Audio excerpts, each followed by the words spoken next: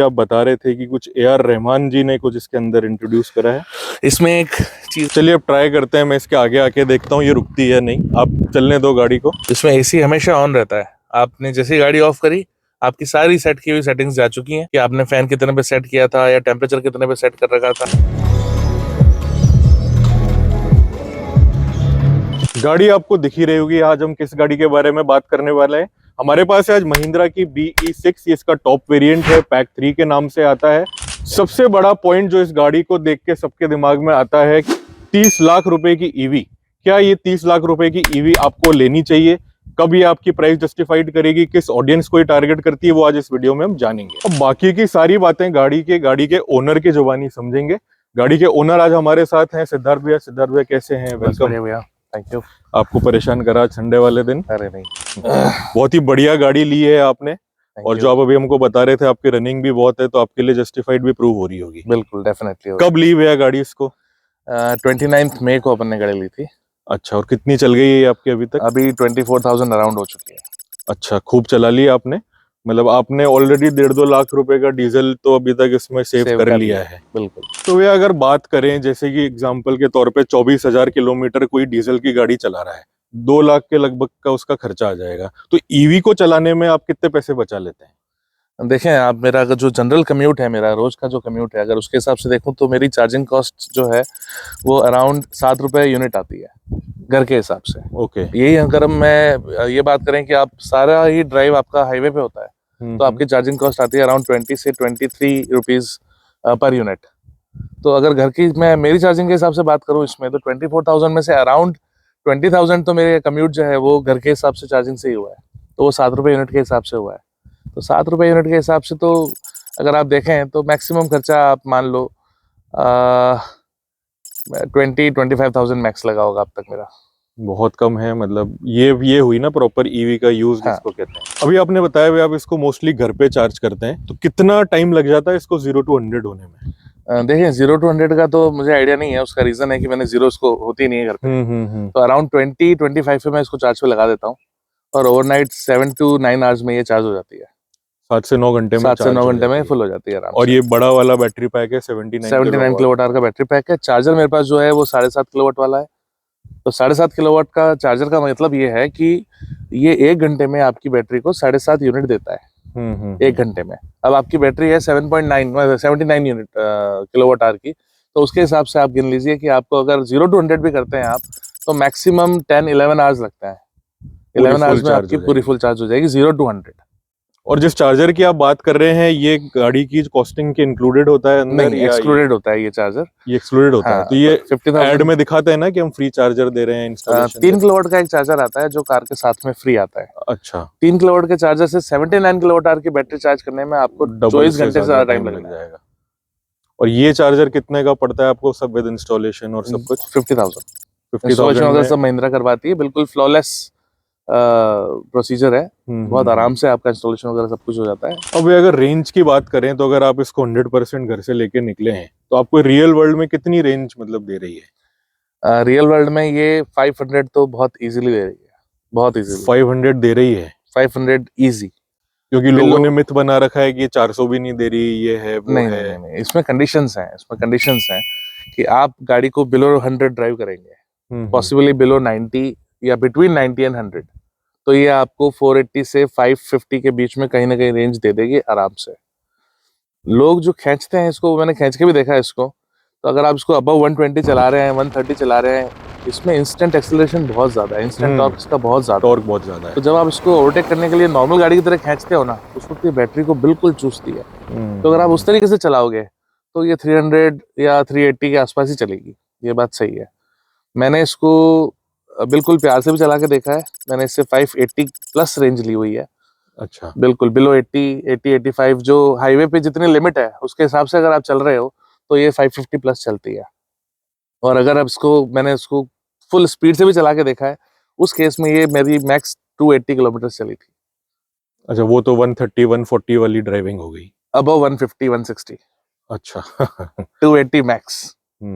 पर मोस्टली लोग 80 to 100 के बीच में ड्राइव करते हैं। मोस्टली लोग 80 to 100 ड्राइव करते हैं और आजकल सब जगह इंटरसेप्टर्स भी हैं। हाँ, सब जगह हाईवे पे आपकी लिमिट्स हैं, कैमरास हैं, तो आपको बिलो 100 ही रखनी है ऑब्वियसली। आपने भी इस गाड़ी को आते से ही ले ली थी, मतलब कि बुक करा दी हाँ, थी? सेकंड लॉट में मैंने ले ली थी। सेकंड लॉट में आपने ली थी। तो आपके बुक कराने में और डिलीवरी लेने में कितनी वेटिंग महिंद्रा ने आपको इसमें कराई? Around 20-25 days. 20-25 दिन में गाड़ी मिल गई है आपको।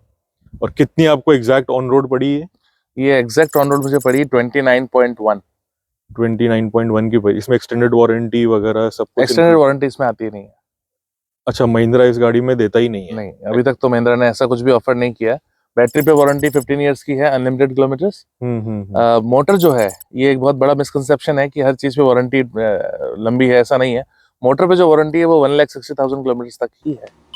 एक इंटरेस्टिंग चीज अभी आप मेरे को और बता रहे थे कि अगर 5 बार आप 20% करके चार्ज कर लो तो वारंटी वॉइड हो जाती है। हाँ, ऐसा भी सीन है। मुझे महिंद्रा में जो सेल्स एग्जीक्यूटिव थे, उन्होंने ये चीज कही कि भाई अगर आप इसको डीसी चार्जर पे चार्ज कर रहे हैं तो कोशिश करें कि 24 घंटे में 5 बार से ज्यादा चार्ज ना हो।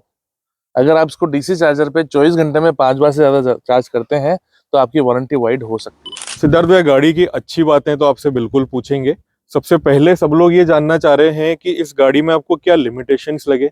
एक्सटीरियर से स्टार्ट करते हैं। जैसे गाड़ी के एक्सटीरियर लुक्स में आगे पीछे में आपको कुछ लगा कि कुछ एरिया ऑफ इम्प्रूवमेंट बचा है गाड़ी के अंदर? देखिए, लुक्स में तो मेरे हिसाब से अब तक की सबसे बेस्ट गाड़ियों में से एक रही है, इसमें कोई शक नहीं हम है। तो आपस में इसको बैटमैन कार बोलते हैं। बिल्कुल बैटमैन कार ही बिल्कुल है लुक ये। वैसा ही देती है ये अलग बात है कि मेरे लेने के 3 महीने बाद ही बैटमैन एडिशन लॉन्च हो गया। हाँ, ये अब चलता रहता है। ये महिंद्रा ने, तो ठीक है, थोड़ा साल भर तो रुकती, आजकल स्पीड से गाड़ियां आती है। स्पीड से गाड़ियां आ रही हैं। इसमें जो मेरे को कमी महसूस हुई वो हुई इसके फॉग लैंप्स की। ये जो फॉग लैंप है, ये फॉग लैंप भी हैं और कॉर्नरिंग लैंप्स भी हैं। कॉर्नरिंग लैंप्स में क्या होता है कि जब आप गाड़ी को एक्सट्रीम राइट या एक्सट्रीम लेफ्ट में काट रहे हो, यू टर्न ले रहे हो, तो एक जो ब्लाइंड स्पॉट आता है उस वक्त वो उस तरफ लाइट अपने आप आ जाती है। बिल्कुल। ये ऑन हो जाता है। बट इनके ऑन होने से मुझे हेल्प नहीं मिल रही है। इनकी लोकेशन कुछ इस तरीके की है कि वो हेल्प नहीं कर पा रहे हैं। तो ये कॉर्नरिंग लैंप होना या ना होना लगभग बराबर ही हो गया। काफी नीचे भी है और इसका एंगल भी ऐसा काफी है नीचे है और इसका एंगल थोड़ा सा टिल्टेड इस तरह से है कि वो राइट साइड जहाँ में ये रोशनी मुझे लाइट चाहिए वहां रोशनी नहीं मिल रही है मुझे। दूसरा, इसके जो टायर्स हैं वो कुछ ज्यादा ही वियर एंड मतलब बहुत ज्यादा वियर हो रहे हैं। ये आप देखें, शायद पीछे वाले टायर आप इजीली देख पाएंगे। हाँ, 23-24 हजार के हिसाब से तो ये बहुत जल्दी 24,000 का एक टायर है और ये 24,000 किलोमीटर पे ये लग रहा है कि बेचारे ऑलमोस्ट फ्लैट सा हो गया है। खत्म से हो चुके हैं। इनकी ग्रिप कमजोर हो रही है। इसका एक कारण ये हो सकता है, ये ईवी कार्स के अंदर थोड़े से सॉफ्ट प्रोफाइल वाले टायर्स लगा के देते ये हैं। है, कंपनी तो यही कहती है कि ये टायर हैं इस तरीके से बनाए हुए, आपको दिक्कत नहीं आएगी, 40,000 की सर्विस देंगे।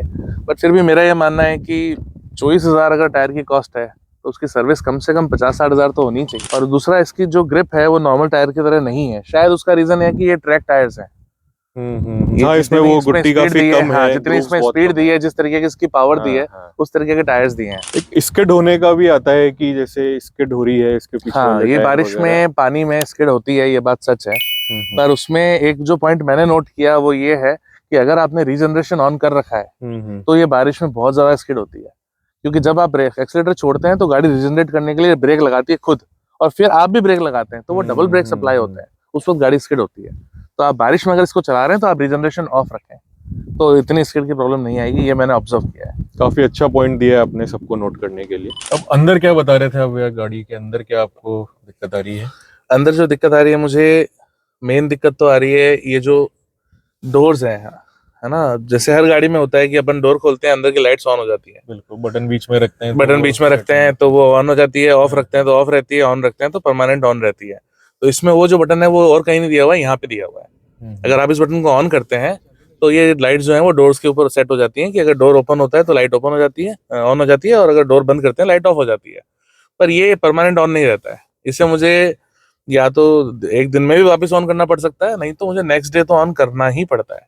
अपने आप रीसेट हो जाता है। ये अपने आप रीसेट हो जाता सेव है, नहीं हो रही। बिल्कुल, ये अपने आप रीसेट हो जाता है। ये सेटिंग सेव नहीं हो रही है। इसमें एसी हमेशा ऑन रहता है। आपने जैसे ही गाड़ी ऑफ करी, आपकी सारी सेट की हुई सेटिंग्स जा चुकी हैं कि आपने फैन कितने पे सेट किया था या टेम्परेचर कितने पे सेट कर रखा था या एसी ऑन था या ऑफ था, वो सब सेटिंग आपकी खत्म हो गई। टेम्परेचर भी सेव नहीं रखता है? नहीं रखता है वो भी है, वापस ये 22 पे लेके आ जाता है बाय डिफॉल्ट। ओके। और इसको चेंज करने की, सेव करने की कोई सेटिंग नहीं, सेव करने की कोई सेटिंग नहीं। भाई सेव तो होना चाहिए। अगर मैंने इसको ये 23 कर दिया अब ये 23 रहना चाहिए ना। सही बात है। ये फिर आज नहीं तो कल 22 पे आ जाएगा वापस। हालांकि सॉफ्टवेयर ग्लिचेस हैं, सॉफ्टवेयर ग्लिचेस हैं, कोई इतना कोई इतनी मेजर प्रॉब्लम नहीं है, कोई ऐसा मेजर इशू नहीं है। इसके AQI फिल्टर भी बहुत अच्छा है। स्क्रीन का रिस्पॉन्स बहुत अच्छा है। कई बार ऐसा होता है कि स्क्रीन अनरिस्पॉन्सिव रह जाती है, बट वो for a time being 15-20 second 25 second हाँ के लिए वो रहती तो है। अब ऐसा कई बार होता है, मोस्टली नहीं होता है, कई बार ऐसा हो जाता है। अच्छा, एक ये जो स्विचेस हैं, कई बार इनमें भी इशू आते हैं।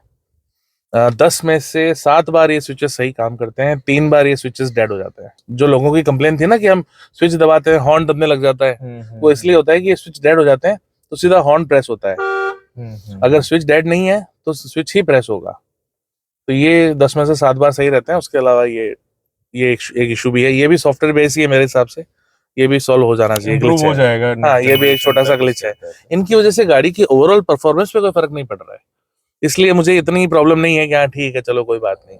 हाँ, ये तो गुड टू हैव वाली चीजें हैं, ऐसे हाँ, आपका ड्राइविंग एक्सपीरियंस पे कोई असर इस पर नहीं उसका आएगा। नहीं है।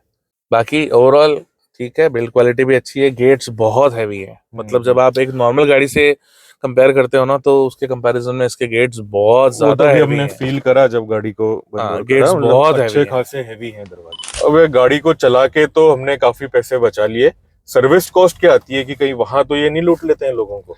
नहीं, इस बारे में बिल्कुल सही है कि सर्विस कॉस्ट ईवी की आइस व्हीकल्स जो हैं अपने, उनके कंपैरिजन में बहुत कम है। अभी तक मेरी इसकी 3 सर्विस हो चुकी हैं, जो 3 फ्री सर्विसेज होती हैं कंपनी की तरफ से, वो तीनों हो चुकी हैं। फर्स्ट सर्विस पे मेरे कोई एक्सपेंसेस नहीं लगे थे। फर्स्ट सर्विस मेरी हुई थी 2000 किलोमीटर्स पे, उस पे जो बिल बनता है वो ₹0 का बनता है। सेकंड सर्विस मेरी हुई थी 10,000 किलोमीटर्स पे, उसमें ये लोग एक फिल्टर चेंज करते हैं और उसके अलावा कोई कूलेंट वगैरह का इन्होंने एक अननेसेसरी टॉपअप किया था, जबकि जरूरत नहीं थी इतनी जल्दी उसमें टॉपअप करने की। तो भी मेरा बिल करीब 1100 रुपये के आसपास का था।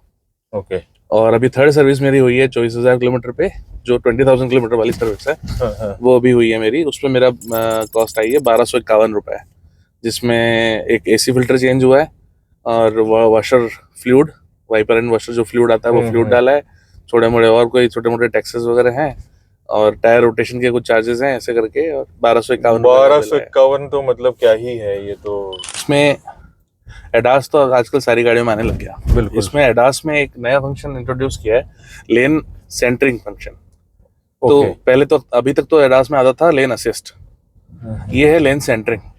ये फंक्शन मुझे सबसे अच्छा लगा, ड्राइव करने के लिए सबसे हेल्पफुल ये फंक्शन है कि अगर आप रोड पे चल रहे हैं, जैसे अभी हल्का सा भी मोड़ आएगा, कुछ भी आएगा, ये उसको गाड़ी को ऑटोमेटिकली रोड के सेंटर में ही रखेगी। तो अभी जैसे आप देखें यहाँ से ये मोड़ आ रहा है तो ये ऑटोमेटिकली इसको मोड़ भी लेगी। मतलब सेंटर पकड़ के ये सेंटर पकड़ के रखेगी अपने आप। इसके अंदर वह महिंद्रा हमको तरह तरह के ड्राइव मोड्स भी ऑफर करता है, क्या क्या है वो, क्या रीजनरेशन वगैरह रहता है इनमें? देखें, इसमें महिंद्रा 4 तरीके के ड्राइव मोड्स देता है, डिफॉल्ट, रेंज, एवरीडे और रेस। ओके। महिंद्रा तो ये कहता है कि आप डिफॉल्ट में चलाओ, बट मुझे ऐसा लगता है कि इस गाड़ी को अगर आप एवरीडे में चलाओगे तो आपको बेटर रेंज मिलती है। ऑल्दो एवरीडे में पावर बहुत ज़्यादा है। एवरीडे मतलब आप समझ के चलो कि किसी भी नॉर्मल गाड़ी के लिए टर्बो वाला काम है कि 2500 सीसी का टर्बो इंजन जैसा होता है अपना एक्सयू वगैरह में, उस टाइप की पावर ये देता है एवरीडे मोड। तो इसमें रेंज मुझे सबसे अच्छी मिलती है, इवन डिफॉल्ट से भी ज़्यादा अच्छी रेंज मुझे एवरीडे में मिलती है। देखें, इसमें कई सारे यूनिक फीचर्स हैं जो यूनिक हैं, ऑल्दो आपके लिए हो सकता है इतने यूजफुल ना हो, किसी के लिए यूजफुल हो। जैसे ऑटो पार्किंग। ऑटो पार्किंग आपके लिए यूजफुल नहीं है शायद कि आप इजीली पार्क कर पाते हैं, पर कोई कि नहीं, कुछ लोग तो ऐसे हैं जो पार्किंग में उनसे प्रॉब्लम होती है, उन्हें नहीं कर पाते पार्क, उनके लिए बहुत अच्छा फीचर है। आजकल काफी हो गए हैं ऐसे लोग, हाँ, गाड़ियां जिस हिसाब से बिक रही हैं, उनको पार्क करना नहीं आ पा रहा है, नहीं पार्क कर पा रहे हैं, कोई प्रॉब्लम है उनको, तो वो इजीली इससे गाड़ी से पार्क कर सकते हैं। दूसरा, इधर आप देखें, इसमें एक फीचर है ग्रूमी। ये ग्रूमी फीचर है, ये सिर्फ शाम को आप हैं, आपके फ्रेंड्स वगैरह हैं, कहीं आप खड़े हैं, कुछ गाने वाने बजाने हैं, आपको लाइट शो करना है, तो उसके लिए ये बेस्ट फीचर है। आप कोई भी गाना आप चला दें और इसको ग्रूमी को ऑन कर दीजिए, तो आपकी गाड़ी की सारी लाइट्स डांस करती हैं। इवन जो नीचे प्रोजेक्टर वाली लाइट्स हैं वो भी डांस करती हैं, रूफ की लाइट्स हैं वो डांस करती हैं, आगे की हेडलाइट्स, पीछे की टेल लाइट्स, पीछे एक इक्वलाइजर बार भी है, तो वो काफ़ी अच्छा लगता है। हाँ, फ्रेंड्स के हिसाब से ही है। उसके अलावा आप देखें, एलेक्सा एक अच्छा फीचर है। मुझे ठीक से पता नहीं चल रहा कि इसमें आपकी मदद कैसे की जाए। एलेक्सा, सनरूफ बंद करो। ठीक है। एक बहुत ही यूनिक चीज के बारे में भी अभी आप बता रहे थे कि कुछ ए आर रहमान जी ने कुछ इसके अंदर इंट्रोड्यूस करा है। इसमें एक चीज है, लिव योर मूड। ये आपके मूड के हिसाब से कुछ ट्यून्स हैं जिनको ए आर रहमान ने ट्यून किया हुआ है। इसमें क्लब मोड, पार्टी मोड, काम मोड, कोजी मोड, ये सारे इसमें मोड्स हैं। अब जो भी मोड मैं सेलेक्ट करूंगा उसके हिसाब से मेरी सीट, सनरूफ, अंदर की लाइट्स, साउंड, वो सब उसके हिसाब से एडजस्ट हो जाता है। अभी आप देखें, जैसे ये काम मोड है, मैंने इसको प्ले किया, अब मेरी सीट भी एडजस्ट करेगा। ये मेरी सीट एडजस्ट हो रही है अपने आप। इसने मुझे रिलैक्स मोड के हिसाब से कर दिया। सनरूफ को इसने बंद कर दिया कि अंदर मुझे अंधेरा कर दे। ओके। और ट्यून्स आप देख रहे हैं, ट्यून्स स्टार्ट हो चुकी है। स्क्रीन भी पूरा इसमें ये काम बिल्कुल मोड वाली थीम लग गई है। हाँ, signature sounds by A R Rahman. इसमें एक ऐप है परफॉर्मेंस। ओके। कहाँ गई ये? इस ऐप के अंदर आपको जी मीटर, मतलब इस गाड़ी में इतनी पावर है जो ये BMW वगैरह में आती है मोस्टली, कि आपके ऊपर कितना जी फोर्स काम कर रहा है जब आप इसको खींच रहे हो उसकी पावर से। तो इसमें जी मीटर अलग से यहाँ दिया हुआ है। इसके अलावा चारों टायर की इंफॉर्मेशन यहाँ आ जाती है परफॉर्मेंस में। 0 to 100 का आपका टाइम यहाँ पे रिकॉर्ड हो जाता है। आप लैप्स में रिकॉर्ड कर सकते हैं टाइम, यहाँ पे कितना आपको का पावर मिल रही है, कितना टॉर्क मिल रहा है, आपने बूस्ट एक्टिव है, इनएक्टिव है, वो सब डिटेल यहाँ आ जाती है। 0 to 60, 0 to 100 को ये खुद ट्रैक भी कर सकता है। और ऑफ रोडिंग में आप कितने एल्टीट्यूड पे आप गाड़ी चला रहे हैं, वो सब कुछ भी डिटेल यहाँ पे रहती है। कितनी ये पावर है, गाड़ी टिल्ट है नहीं है, डायरेक्शन कौन सा है, टायर का डायरेक्शन क्या है, बाहर की सरफेस भी आपको पूरी नजर आती है। अब ये आपने हमको ये परफॉर्मेंस वाली स्क्रीन दिखाई दी है, तो इस गाड़ी का 0 to 100 भी क्यों ना ट्राई कर लिया जाए। चलिए करते हैं।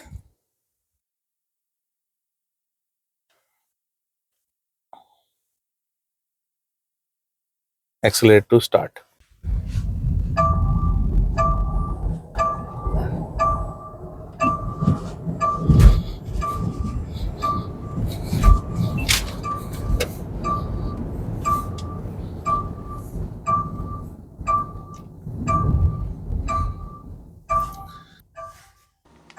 अब भैया आपने गाड़ी के इतने फीचर्स बता ही दिए हैं, तो वो भी दिखा दो कि गाड़ी से की चाबी से कैसे गाड़ी आगे पीछे हो जाती है। हाँ, गाड़ी किसी अगर टाइट स्पॉट पे पार्क करी हुई है, आपको निकालनी है। बिल्कुल। या एक बार मेरे को जनरली यूज हुआ था ये फीचर का, ऐसे तो यूजेबल नहीं है इतना ज्यादा, बट एक बार मैं कहीं गया हुआ था, उस दिन बारिश आ गई वहां पे। तो जहां मैंने गाड़ी पार्क कर रखी थी वहां चारों तरफ पानी पानी हो गया। तो मैंने इसको की से वहां से बाहर निकाल के और मैं आराम से बैठ गया। ये उस दिन मुझे पहली बार बेनिफिट हुआ, अदरवाइज ऐसा कोई यूजफुल नहीं है। फीचर है तो काम तो आएगा ही कभी ना कभी। ये देखें आप, इसको ये ऑन कर दिया, ये अब एक्टिवेट हो गई आगे पीछे जाने के लिए। अब आप जैसे इसको आगे ले जानी है तो अब इसको मैं आगे ले जाऊंगा। ये पार्किंग हटाओ, ये आगे मूव होने लग गई। जब तक आगे ऑब्जेक्ट नहीं आएगी कोई, जब तक कोई ऑब्जेक्ट नहीं आएगा। ये और आपसे इसका डिस्टेंस भी चाहिए। अगर मैं यहाँ खड़ा रहूंगा तो ये ज्यादा आगे नहीं जाएगी। अच्छा, अपने आप रुक जाएगी। मेरा इसके दायरे में होना बहुत जरूरी है। चलिए इस गाड़ी के आगे में आके खड़ा होके देखता हूँ गाड़ी की अपने आप रुकती है या नहीं।